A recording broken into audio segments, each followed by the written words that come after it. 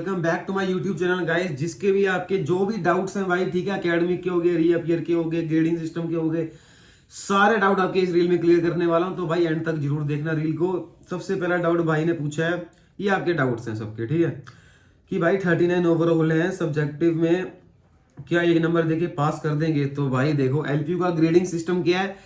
अगर एक क्लास के अंदर 100 बच्चा बैठा है, अब उस 100 के बच्चे में से 60 बच्चे जो हैं वो फेल हो रहे हैं, तो ऑब्वियसली भाई तुम्हें एक नंबर ग्रेस देके पास, 1 2 3 4 नंबर देके पास कर दिया जाएगा।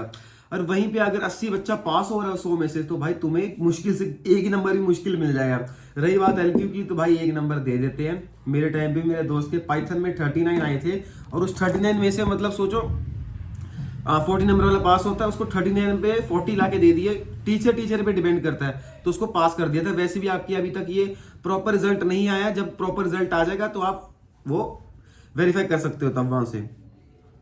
भैया मिड टर्म मैथ्स में री देना होगा तो मिड टर्म और एंड टर्म का भी दे सकते हैं क्या? नहीं भाई, तुम मिड टर्म का नहीं दे सकते हो गाइज, तुम सिर्फ रीअपियर दे सकते हो एंड टर्म की। जो तुम्हारा एंड टर्म हुआ है सिर्फ तुम उसकी रीअपियर दे सकते हो, सिर्फ उसके मार्क्स तुम इंप्रूव कर सकते हो, उसके मार्क्स ही तुम रीअपियर देके बढ़वा, वो मतलब जो तुम्हारी फेल हुए सब्जेक्ट के वो पास कर सकते हो। तुम्हें लग रहा है तुम्हारे सीए में बहुत कम नंबर है, सीए में बहुत नंबर कम है और फेल हो गए एंड टर्म में, तो भाई तुम बेटर रहेगा 3000 वाली री भरो, ठीक है। 350, सॉरी, आप पहले 350 की री थी, अब वो 500 रुपए की हो चुकी है, तो 500 रुपए वाली मत भरना, ठीक है। रीचेक प्रोसेस, रीचेक भाई हो रहा है, आज भी हुआ है 16 को और कल भी होगा 17 को। तुम्हारा स्क्रूटनी हो रहा है, जिस सब्जेक्ट में तुम्हें लग रहा है कि तुम्हें कम नंबर दिए हैं, ज्यादा मिलने चाहिए थे, तुम जाके अपने रीचेक करवा सकते हो। तो वो कहाँ जाना है, तुम्हें एलपी टच खोलना है, एलपी टच पे जाके तुम्हें एग्जाम्स में जाना है। एग्जाम्स के अंदर तुम्हें वो डेट्स दी होंगी, तुम जाके वहां से चेक कर सकते हो। पाइथन प्रैक्टिकल में कितनी री देने के चांस होते हैं? रीअपियर चांस, सीधा ये पूछो मेरे भाई। और प्रैक्टिकल, तुम्हारे ये भी डाउट्स होंगे कि भाई रीअपियर का, प्रैक्टिकल का और थ्योरी का दोनों का अलग अलग होगा कि मतलब क्या कि सेम होगा? तो मैं आपको ये बताना चाहता हूँ भाई, जितने चांस तुम्हें थ्योरी में मिलते हैं ना, उतने ही चांस तुम्हें प्रैक्टिकल में मिलेंगे। मतलब अगर 5 चांस तुम्हें मैथ्स में मिल रहे हैं ना, तो 5 चांस तुम्हें इसमें पाइथन में भी 5 चांस मिलेंगे। तो मतलब जैसे अगर तुम्हारी अभी रीअपियर लग गई, अगर तुम फर्स्ट सेमेस्टर में तुम्हारी रीअपियर लग गई, तो अभी अभी चांस मिलेगा फरवरी में, उसके बाद तुम्हें चांस मिलेगा गर्मियों में, उसके बाद चांस मिलेगा अक्टूबर सितंबर में, ठीक है। उसके बाद फिर से तुम्हें चांस मिलेगा जनवरी में, फिर से चांस मिलेगा गर्मियों में। वो जो गर्मी लास्ट 5th चांस होगा, वो तुम्हारा लास्ट चांस होगा। अगर तुम उसमें भी क्लियर नहीं कर पाते वो सब्जेक्ट, तो भाई तुम्हारी रीअपियर, सॉरी, बैकलॉग लग जाएगी। और तुम्हारे डाउट्स बाकी यार देखो, बैकलॉग वगैरह मत लगाना फालतू की भाई। रीअपियर 5 चांस मिलते हैं, इतने तुम नल्ले तो होने की भाई क्लियर नहीं कर पाओगे, क्लियर हो जाएगी सबसे, ठीक है। और भाई रीअपियर पे एक रील बना दो, रीअपियर पे ऑलरेडी एक रील बना चुका हूं मेरे भाई, दूसरी एक और बना देंगे, कोई दिक्कत नहीं है। ब्रो इस एग्जाम में 35% वेटेज बन रहे हैं, सो ये इंक्रीज हो सकते हैं? मे बी और मे बी नॉट, क्योंकि ये तुम्हारे फाइनलाइज्ड मार्क्स नहीं है। जब तुम्हारे फाइनलाइज्ड मार्क्स बन जाएंगे, वो बनेंगे तुम्हारे 29 जनवरी को, उसके बाद चेंज नहीं होगा, समझ रहे हो? कि एलपीयू ग्रेस मार्क्स देती है, I already told you guys, LPU grace marks देती है, लेकिन डिपेंड करता है कितने बच्चे फेल हो रहे हैं, सिर्फ इसी एक चीज के ऊपर वो डिपेंड करता है।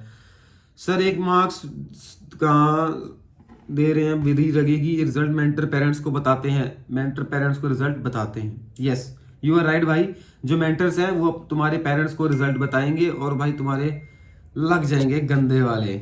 ओके गाइज, और क्या डाउट्स है सबके? फर्स्ट सेमेस्टर थोड़ा खराब हो गया, अब क्या करें? भाई मेरी बात सुनो, फर्स्टली सबसे पहले ये कहना चाहता हूँ, ये तुम्हारा था फर्स्ट सेमेस्टर, अभी तुम्हारे पास पड़े हैं 7 सेमेस्टर और, मतलब तुम्हारे पास देखो कितनी अपॉर्चुनिटीज है, कितना कुछ करने के लिए बाकी है। तुम सोच रहे हो कि भाई सब कुछ अभी खत्म हो गया, तो भाई अभी कुछ भी खत्म नहीं, तुम्हारा शुरू भी नहीं हुआ है, ठीक है। हम भी फर्स्ट सेमेस्टर में थे, मेरी भी पाइथन मेरी लगी थी गाइज। हमारे 9000 बच्चों को गैप स्टूडेंट्स थे, उस 9000 बच्चों में से 7000 स्टूडेंट्स की रीअपियर लगी थी पाइथन में, लेकिन सब ने बच्चों ने होल हरा, वो सारे ऑलमोस्ट अभी तक क्लियर कर चुके हैं अपनी रीअपियर। किसी की बैक मुश्किल से लगी होगी रीअपियर उसमें, ठीक है। तो यार बैग वगैरह मत लगाना फालतू की, और ये तो सब चलता रहता है यार, इनकी इन चीजों की टेंशन लेनी होती इतनी। और तुम्हारे डाउट्स हैं? 23 को हॉलीडे है, क्यों भाई, क्या चाहिए तुम्हें? 23 को क्यों हॉलीडे होगा, ये बता दो मेरे को। ब्रो इतने कम दे रहे हैं पाइथन में लिटरली, अरे यार भाई अभी फाइनलाइज्ड मार्क्स नहीं है तुम्हारे, बढ़ भी सकते हैं, कम भी हो सकते हैं, ये नहीं कि सिर्फ बढ़ सकते हैं भाई। तुम्हारे जितने नंबर मिले हैं ना, ये तुम्हारे कम भी हो सकते हैं, तो इतनी भाई थोड़ा संभल के। How to apply for reappear, देखो रीअपियर का मैं फिर से बताता हूँ। रीअपियर तुम्हारा फरवरी में खुलेगा, फरवरी में तुम्हारे जो है एग्जाम स्टार्ट हो जाएंगे और तुम रीअपियर दे पाओगे। अगर जैसे जैसे तुम क्लियर कर दोगे तुम्हारा एग्जाम, वो जितना तुम्हारा ग्रेड था वो अपग्रेड नहीं होगा। जब जैसे तुम रीअपियर क्लियर कर दोगे वो तुम्हारा ग्रेड अपग्रेड होके चेंज हो जाएगा। मुझे मेरा न्यू सेक्शन पसंद नहीं आया, मैं चेंज कर सकता हूँ भाई। सेक्शन अलॉटमेंट का गाइस मैं फिर से बता देता हूँ। सेक्शन अलॉटमेंट फर्स्ट सेमेस्टर में चेंज कर सकते थे, हाँ भाई कर सकते थे, लेकिन अब तुम आ चुके हो सेकंड सेमेस्टर में, अब तुम सेक्शन चेंज नहीं कर सकते।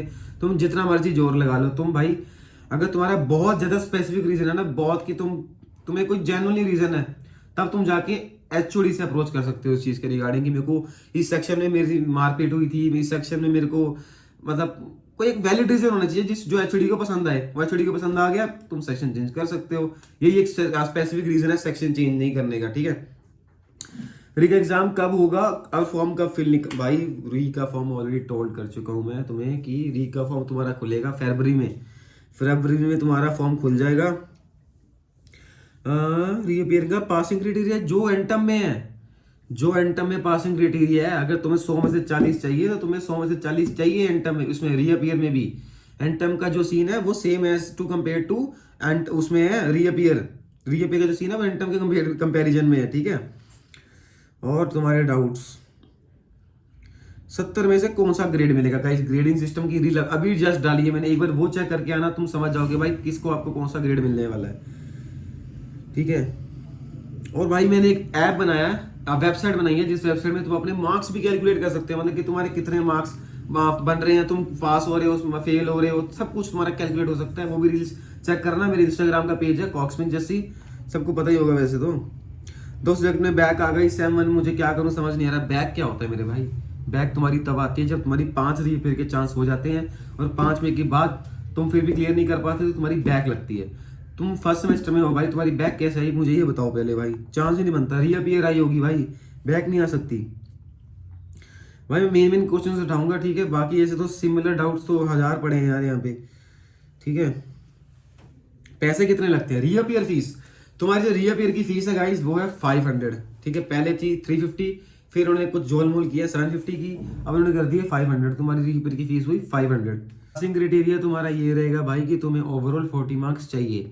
अगर तुम्हारे ओवरऑल 45 मार्क्स नहीं बन रहे हैं, लेकिन तुम्हारे उसमें ईटी में 30 बन रहे हैं और तुम्हारी मिड टर्म में 30% बन रहे हैं, मिड टर्म और एंड टर्म दोनों मिला के अगर तुम्हारे 30% बन रहे हैं, और अगर तुम्हारे ओवरऑल नहीं बन रहे हैं तो तुम तब भी फेल हो। अगर तुम्हारे सब कुछ बन रहा है तो पास हो, मिड ओवरऑल बन रहे हैं लेकिन उसमें ईटी प्लस एमटी नहीं बन रहे तो तुम फेल हो, ठीक है। ये मतलब इनडायरेक्टली जो सबसे मेन चीज कंपल्सरी सबसे पहले आती है कि तुम्हारा ओवरऑल 40 बनना चाहिए, कि कुछ भी हो ओवरऑल तुम्हारा 40 बनना चाहिए, जिसमें कंबाइन क्या होता है तुम्हारे सीए के मार्क्स, मिड टर्म के मार्क्स, एंड टर्म के मार्क्स, तुम्हारे अटेंडेंस के मार्क्स, ये सारे कंबाइन होंगे तब तुम्हारी ये वेटेज निकलेगी, तब तो जाके तुम्हारे ये मार्क्स निकलेंगे, फिर ग्रेडिंग सिस्टम निकलेगा, तुम्हारी सीजे टीजी पे निकलेगी, फिर सीजे पे निकलेगी। इसी तरह सब कुछ वर्क करता है। बाकी यार मेन डाउट्स मैंने सबके क्लियर कर दिए। जिसको जो भी डाउट होगा मैक्सिमम मेरे को डीएम कर देना, या मेरे नंबर मेरा बायो में दिया हुआ मेरे व्हाट्सएप चैनल में, उसमें इंस्टाग्राम पे, तो वहाँ पे मेरे को डीएम करना। बाकी कोई भी डाउट आता है बताना भाई। बाकी सब्सक्राइब कर लो यार चैनल को, ठीक है। इतनी मेहनत करता हूँ भाई तुम्हारे लिए, सब्सक्राइब कर लो यार। थैंक यू भाई।